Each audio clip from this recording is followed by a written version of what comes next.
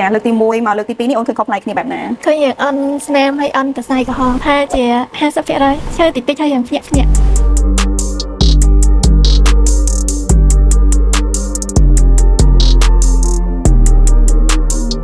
អូនបាញ់តសៃក្រហមនេះជាលើកទីម៉ានលើកទី2អ្នកគ្រូអូចាលើកទី1មកលើកទី2នេះអូនឃើញខុសប្លែកគ្នាបែបណាឃើញយ៉ាងអន់ស្នាមហើយអន់តសៃក្រហមអន់ស្នាមអន់តសៃក្រហមប្រហែលជាម៉ានភាគរយថាជា50% 50%តើបាញ់មិញហ្នឹងឈឺខ្លាំងហ៎អូនឈើតិចតិចហើយយ៉ាងភ្ញាក់ភ្ញាក់ឈឺតិចតិចញាក់ញាក់ព្រោះដោយសារតែគ្រូពេទ្យមានតាំងពីម៉ាស៊ីន Cool Air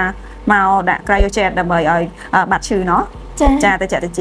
បងប្អូនមួយចំនួនគាត់មានក្តីសម័យថានឹងចង់បាត់សរសៃក្រហមដៃក្រហមពីលើមុខណាប៉ុន្តែពីមុនមកគឺពិបាកនឹងរក clinic ដែលមានម៉ាស៊ីនទំនើបអាចបំបត្តិនៅសរសៃក្រហមក៏ដូចជាដៃក្រហមហ្នឹងអញ្ចឹងទេ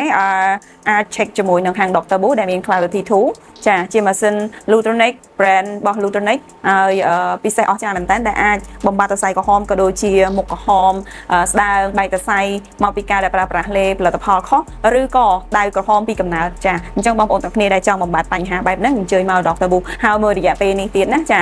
សបោអ្នកដែលគាត់មានដៃក្រហមអញ្ជើញមកពីតាមខេត្តជាច្រើនហើយមកទទួលសេវាកម្មនៅ Dr. Boo ទទួលបានប្រសិទ្ធភាពពិតតែម្ដងតាក់ទងនឹងដៃក្រហមហើយអតិថិជនគឺគាត់វ៉ាវជាមួយនឹងប្រសិទ្ធភាពដែលបានបំបត្តិហ្នឹងអស្ចារ្យខ្លាំងមែនតើអញ្ចឹងពី Dr. Boo ចង់ឲ្យអ្នកដែលគាត់បានឃើញវីដេអូនេះផ្សព្វផ្សាយឲ្យដល់អ្នកដែលគាត់មានដៃក្រហមឬសរសៃក្រហមចង់បំបត្តិហ្នឹងអញ្ជើញមកធ្វើនៅ Dr. Boo ដើម្បីទទួលបានប្រសិទ្ធភាពពិត